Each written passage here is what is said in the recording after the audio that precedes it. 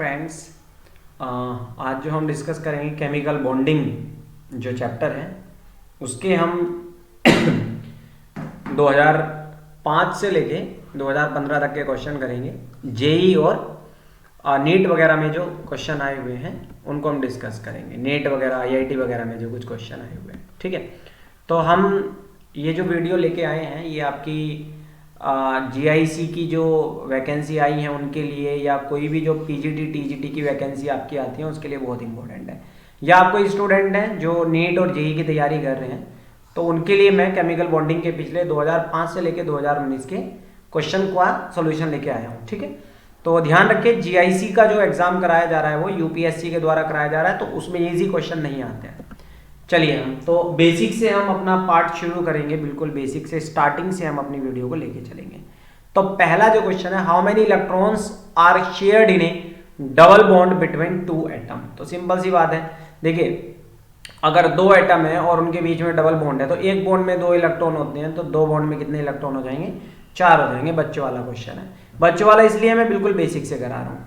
Which of the following compound has both ionic as well as covalent bond है। तो देखो जो CN होता है ये आपका आयनिक बॉन्ड भी है इसके अंदर, और क्योंकि आपस में कार्बन और नाइट्रोजन के बीच में ये कोवलेंट बॉन्ड है तो इसलिए ये आपका जो है आयनिक और कोवलेंट दोनों बॉन्ड रखता है। KCl आयनिक है आपका, हाइड्रोजन कोवलेंट बॉन्ड होता है, और मीथेन में भी सारे के सारे कैसे बॉन्ड है? कोवलेंट बॉन्ड है। तो KCN आपका कोवलेंट और आयनिक दोनों बॉन्ड रखता है।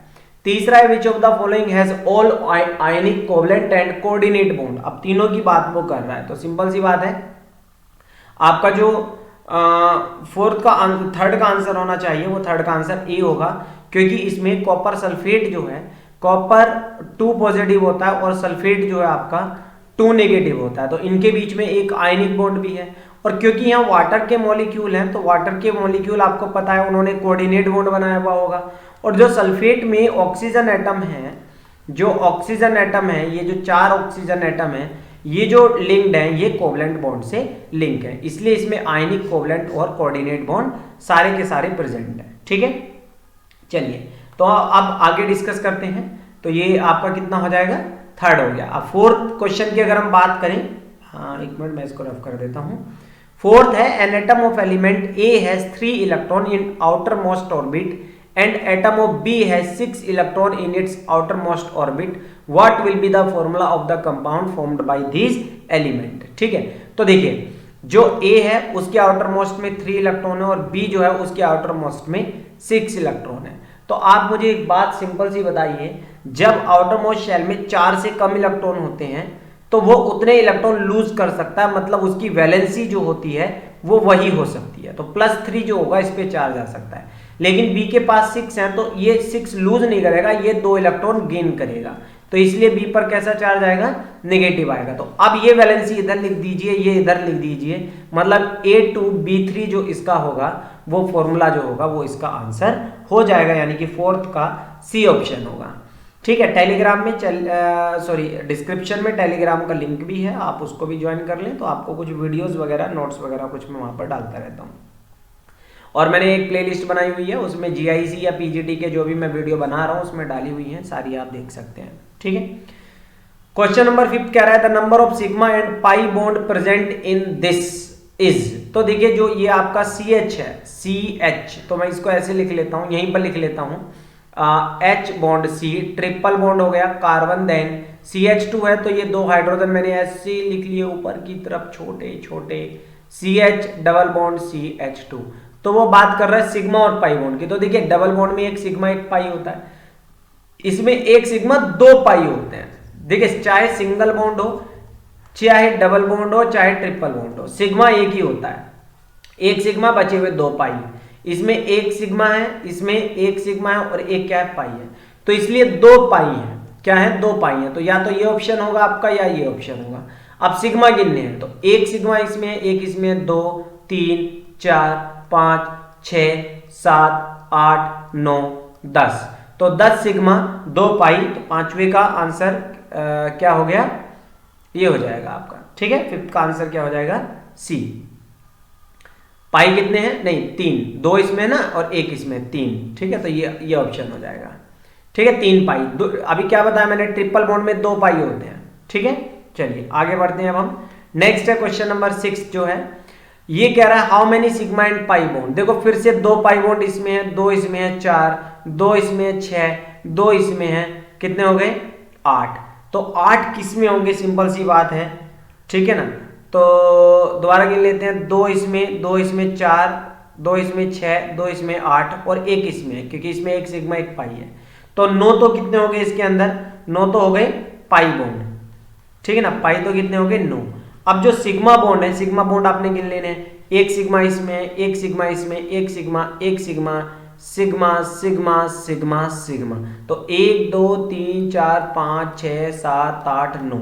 तो छठे का जो आपका आंसर हो गया वो हो गया सी। ठीक है ना, 9 सिग्मा और आपके कितने हो गए 9 पाई बॉन्ड हो गए। आगे बढ़ते हैं। अब देखिए AIEEE 2005 में क्वेश्चन ही आया है।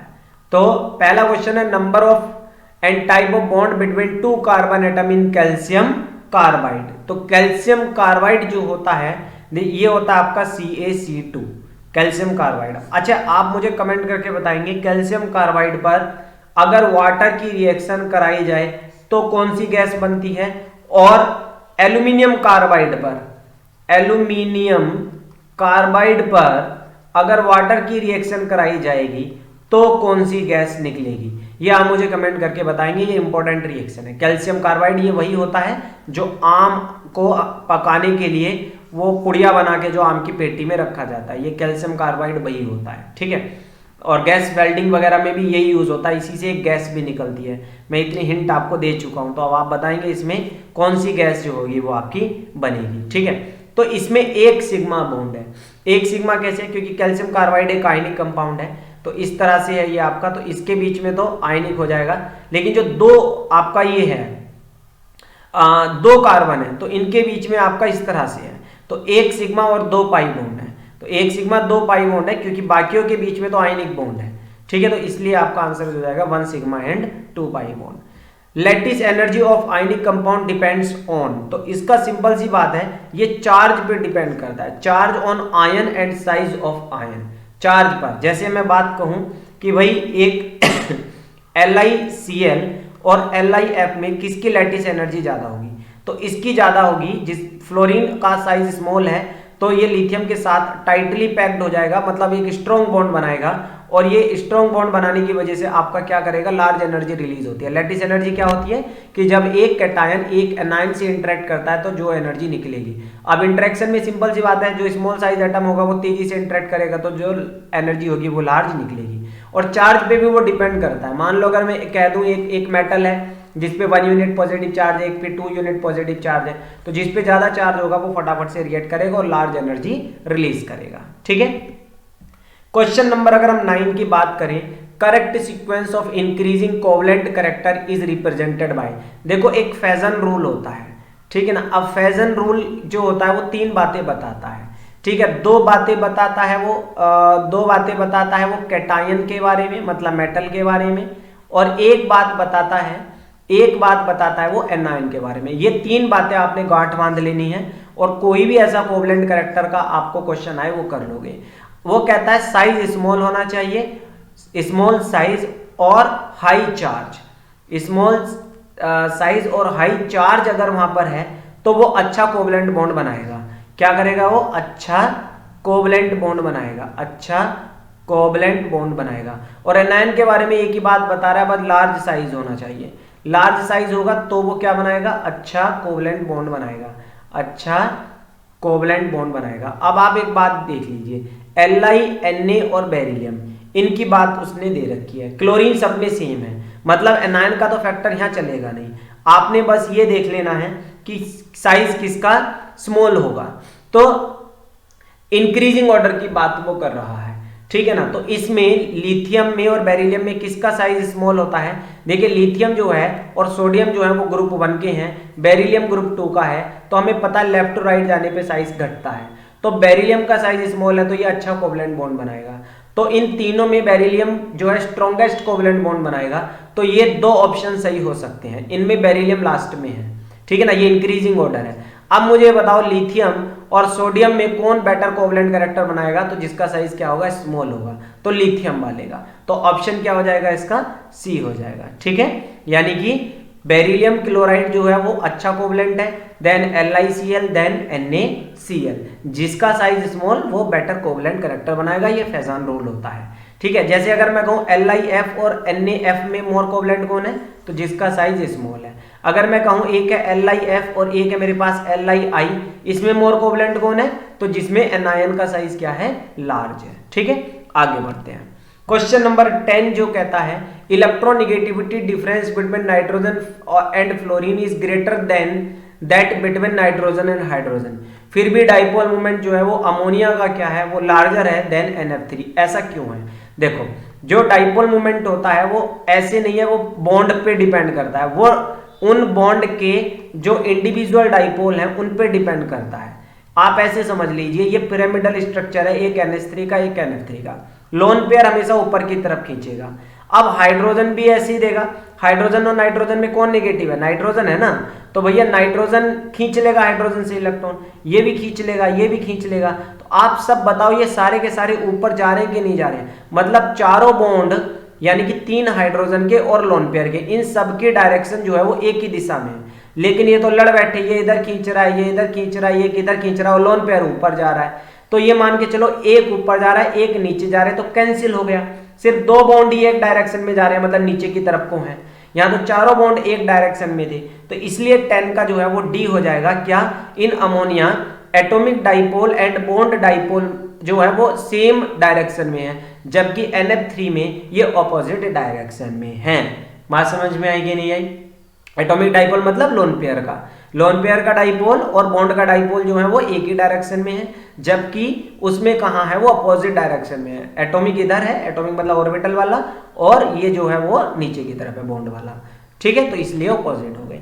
11th की अगर बात करी जाए तो the molecule which does not exhibit dipole moment. देखो मैं ये आपको ट्रिक बता देता हूं, जो सिमेट्रिकल मोलिक्यूल होंगे, दोनों क्वेश्चन आपसे हो जाएंगे, जो सिमेट्रिकल मोलिक्यूल होंगे, सिमेट्रिकल मोलिक्यूल होंगे उनका डाइपोल मोमेंट को म्यू से रिप्रेजेंट किया जाता है, 0 होंगे। अब कैसे पता चलेगा सिमेट्रिकल मोलिक्यूल कौन होंगे, एक एटम के साथ जितने भी एटम जुड़े हों वो सारे के सारे एक जैसे हों। मान लो जैसे CH4 है, तो कार्बन के साथ जो हाइड्रोजन जुड़े हैं सारे के सारे एक जैसे हैं, और उस एटम पे कोई लोन पेयर ना हो, ऐसी अगर कंडीशन है तो वो सिमेट्रिकल कहलाएगा। ये ट्रिक है। देखो अब देखो कार्बन के पास, अब मुझे कैसे पता चलेगा लोन पेयर है या नहीं है, तो कार्बन की वैलेंस शेल में जो होते हैं वो 4 इलेक्ट्रॉन होते हैं, और बॉन्ड गिन लो उसके कितने बना रखे हैं, 4 बॉन्ड बना रखे हैं, 4 उसके पास इलेक्ट्रॉन थे, मतलब सब कुछ खर्च कर दिया, उसके पास बचा नील बटे सन्नाटा, मतलब लोन पेयर तो कोई है नहीं। तो इस पे लोन पेयर है नहीं और चारों एटम एक जैसे हैं, इसलिए डाइपोल मोमेंट इसका 0 है। अब चलो पहले मैं 12वां क्वेश्चन करता हूं। BeCl2 जो है, बेरिलियम जो है, इसके साथ दोनों एटम एक जैसे हैं, और बेरिलियम के पास जो होता है 4 होता है इसका एटॉमिक नंबर, और वैलेंस शेल में इसके 2 ही इलेक्ट्रॉन होते हैं और 2 ही वो खर्च करे बैठा है, मतलब लोन पेयर कोई है नहीं, बाकी एटम एक जैसे हैं, तो ये सिमेट्रिकल है, इसलिए इसका डाइपोल मोमेंट 0 होगा। अब HCl में तो होगा नहीं, ये तो साफ पता चल रहा है आपको, इसका डाइपोल मोमेंट 0 कहां से हो जाएगा भैया, इसमें तो आपको एक डायरेक्शन मिल रही है ना नेट। अमोनिया में देख लेते हैं, नाइट्रोजन का एटॉमिक नंबर 7 होता है, उसकी वैलेंस शेल में 5 इलेक्ट्रॉन है, लेकिन 5 में से सिर्फ 3 खर्च कर रखे हैं, मतलब 2 उसके पास बचे हुए हैं। अब लोन पेयर आ गया तो वो सिमेट्रिकल नहीं है, तो इसका डाइपोल मोमेंट 0 नहीं होगा। ऐसी ऑक्सीजन है, ऑक्सीजन में आपको पता है वाटर पे तो लोन पेयर होते हैं, या अमोनिया पे तो वैसे ही पता है लोन पेयर होता है। जिन पे लोन पेयर होता है उनका डाइपोल मोमेंट कभी भी 0 नहीं होगा, ये बात याद रखेंगे। तो इसका आंसर हो जाएगा ये। अब ऊपर देखते हैं the molecule which does not exhibit dipole moment, तो इसमें देखो CCl4 बन जाएगा। आपको पता है कार्बन जब 4 बॉन्ड बनाता है लोन पेयर तो होते नहीं है, ठीक है, तो लोन पेयर है नहीं, चारों एटम एक जैसे हैं, इसका डाइपोल मोमेंट 0 है। अब इस पे भी लोन पेयर होता है, क्लोरोफॉर्म में सारे एटम एक जैसे नहीं है, एक हाइड्रोजन है एक क्लोरीन है, तो डिफरेंट हो गए, तो इसका भी डाइपोल मोमेंट 0 नहीं होगा। अमोनिया पे भी लोन पेयर होता है, तो इसका भी डाइपोल मोमेंट 0 नहीं होगा। स्पीड मेरी ज्यादा हो सकती है, अगर आपको समझ में नहीं आएगा तो आप मुझे कमेंट करके बता सकते हैं, ठीक है। जिपमर 2007 और नीट 2013 में ये क्वेश्चन आया है, अच्छा क्वेश्चन है। तो कह रहा है कि विच of the following would have the permanent dipole moment, तो इसके पास परमानेंट डाइपोल मोमेंट किसके पास होगा, तो फिर से मैं वही बात करूंगा, देखो बोरोन के पास वैलेंस, बोरोन का एटॉमिक ही नंबर 5 होता है, तो इसकी वैलेंस शेल में 3 इलेक्ट्रॉन होते हैं और 3 ही खर्च कर रखे हैं बेचारे ने, लोन पेयर है नहीं, यानी कि तो सिमेट्रिकल हो गया। सिमेट्रिकल वाले का म्यू कितना होता है 0। सिलिकॉन ठहरा कार्बन वाले ग्रुप का, तो जब कार्बन के 4 बॉन्ड बनाने पे कोई लोन पेयर नहीं बचता तो सिलिकॉन पे कहां से बचेगा, तो सिलिकॉन का भी डाइपोल मोमेंट 0 हो गया। अब आपके पास अच्छा ये 13 जो है XeF4 है, तो इसका XeF4 का मैं स्ट्रक्चर बता देता हूं कैसे, हालांकि इस पे लोन पेयर है। SF4 जो होगा इसका ये आंसर हो जाएगा कैसे, SF4 का जो स्ट्रक्चर होता है वो ऐसे होता है, इस पे एक लोन पेयर होता है, इस पर क्या होता है एक लोन पेयर होता है, तो वो इस तरह से एक ज्योमेट्री है, इसमें सिमेट्री नहीं है। लेकिन हमें लगता है ज़ीनोन भी तो 18 ग्रुप का, इसके बाद 8 होते हैं वैलेंस शेल में, 4 उसने बॉन्ड बनाने में खर्च कर दिया, मतलब 4 इलेक्ट्रॉन बच गए। लेकिन ये ना एक सिमेट्रिकल स्ट्रक्चर बना देता है, कैसे बनाता है देखो, 4 फ्लोरीन तो आपके ये रहे 1 2 3 4, और जो ये लोन पेयर है ये लोन पेयर भी एक दूसरे के ऑपोजिट होते हैं, तो इसलिए ये एक सिमेट्रिकल ज्योमेट्री है, ये सिमेट्रिकल नहीं है, तो इसलिए जो है वो परमानेंट डाइपोल मोमेंट जो है क्या होगा, इसके पास होगा, इनमें से किसी के पास भी परमानेंट डाइपोल मोमेंट नहीं होगा। ठीक है, अगला क्वेश्चन कह रहा है कि विच ऑफ द फॉलोइंग है जीरो डाइपोल मोमेंट, तो जो सिमेट्रिकल होगा, देखो CO2 में कार्बन ने क्या कर रखा है, सिमेट्रिकल स्ट्रक्चर है, चारों बॉन्ड बना रखे हैं, लोन पेयर कोई है नहीं, सब एक दूसरे से लड़के मर जाएंगे, ओवरऑल डाइपोल मोमेंट इसका 0 होगा। बाकी सब में कहीं ना कहीं लोन पेयर है या वो क्या है पोलर बॉन्ड लिए बैठे हैं, ठीक है ना, तो इसलिए इनके अंदर सबके अंदर डाइपोल मोमेंट होगा। डाइपोल मोमेंट एक वेक्टर क्वांटिटी होती है, प्लस से माइनस की तरफ चलता है ये, प्लस मतलब जहां से इलेक्ट्रॉन जाएंगे और जहां पर जाएंगे, प्लस से माइनस चलता है ये। ठीक है, क्वेश्चन नंबर 15 की अगर बात की जाए तो कह रहा है विच of the following has a trigonal planar geometry, तो सिंपल सी बात है ट्राइगोनल प्लेनर मतलब बोरॉन ट्राइफ्लोराइड जो है, जैसे आपका पंखा लगा हुआ है छत में, ठीक है, तो पंखे की 3 पंखुड़ियां जो है ये ट्राइगोनल प्लेनर ज्योमेट्री है। अमोनिया जो होता है आपका पिरामिडल होता है, देखिए ये पिरामिडल होता है, लोन पेयर है ना, दिखने में तो 3 बॉन्ड है लेकिन वो पिरामिडल है, ये वाला पिरामिडल, ऐसा वाला पिरामिडल, ये वाला, ठीक है ना, पिरामिड वाला टाइप का। और PCl3 जो है आपका वो कैसा बनेगा, PCl3 देखने में तो ऐसा लग रहा है भैया ये भी तो 3 बॉन्ड लिए बैठा है, लेकिन मेरे प्यारे टीचर साथियों ये जो है नाइट्रोजन जो है, फॉस्फोरस जो है, ये 15 ग्रुप का है और 15 ग्रुप की वैलेंस शेल में 5 इलेक्ट्रॉन होते हैं, खर्च उसने 3 करे हैं, इसका मतलब उसके पास जो है अभी वो 2 लोन पेयर भी प्रेजेंट है, तो ये ट्राइगोनल प्लेनर नहीं है। IF3 जो है वो आयोडीन 17 ग्रुप का, तो 7 इलेक्ट्रॉन होते हैं वैलेंस शेल में, सिर्फ 3 ही खर्च कर रखे हैं, 2 लोन पेयर लिए बैठा है वो और 3 बॉन्ड है, तो इसलिए वो भी ऐसे ही बनेगा, तो सिर्फ आंसर क्या आ जाएगा आपका BF3 आ जाएगा। ठीक है, 16 क्वेश्चन जो है वो कह रहा है कि विच of the following hydrogen bond is strongest. एक तो बात याद रखेंगे, हाइड्रोजन जो है वो 3 ही एटम है जिनके साथ बॉन्ड बना सकता है, फ्लोरीन, ऑक्सीजन या नाइट्रोजन, और हाइड्रोजन बॉन्ड हमेशा उसके साथ स्ट्रॉन्ग माना जाएगा जो इलेक्ट्रोनेगेटिव है, और सबसे ज्यादा इलेक्ट्रोनेगेटिव जो होता है वो फ्लोरीन होता है। तो अब ऐसे नहीं है, देखो अब इन दोनों में ये ऑप्शन निकल के आ गया, लेकिन ऐसे थोड़ी है कि H2 भी इसके साथ हाइड्रोजन बॉन्ड बना लेगा, भाई हाइड्रोजन पर प्लस चार्ज होगा तभी तो वो फ्लोरीन के साथ इंटरेक्शन करेगा, और प्लस तब आएगा जब वो किसी इलेक्ट्रोनेगेटिव एटम से ही जुड़ा हुआ हो, इसलिए आंसर जो होगा आपका वो ये होगा। इसमें तो उस पर कोई चार्ज ही नहीं है, हाइड्रोजन खींच ही नहीं रहा, इस पर कोई चार्ज नहीं है, तो ये क्यों जाएगा फ्लोरीन की तरफ, भाई 2 ऑपोजिट चार्ज ही एक दूसरे की तरफ अट्रैक्ट होते हैं। क्वेश्चन नंबर 17 की अगर हम बात करें तो 17 में कह रहा है the compound which has the highest boiling point is, तो जिसके अंदर क्या होगा आपका हाइड्रोजन बॉन्ड होगा उसका बॉइलिंग पॉइंट भी क्या होगा, हाई होगा, ना तो मीथेन में होता ना क्लोरोफॉर्म में होता, ये तो क्लोरोफॉर्म भी नहीं है, CH3Cl है, ठीक है ना, तो ना CH3Br में। तो अल्कोहल जो होते हैं वो आपका क्या करते हैं, अल्कोहल जो है ये है अल्कोहल और ये भी आपका अल्कोहल है, तो ये आपका हाइड्रोजन बॉन्ड बनाते हैं। और बॉइलिंग पॉइंट क्या होता है, बॉइलिंग पॉइंट होता है जब हीट करें और इस मॉलिक्यूल को हमने वेपर फेज में भेजना हो तो ये एक्स्ट्रा बॉन्ड तोड़ना पड़ेगा हमें, ठीक है, तो इसलिए बॉइलिंग पॉइंट बढ़ जाता है।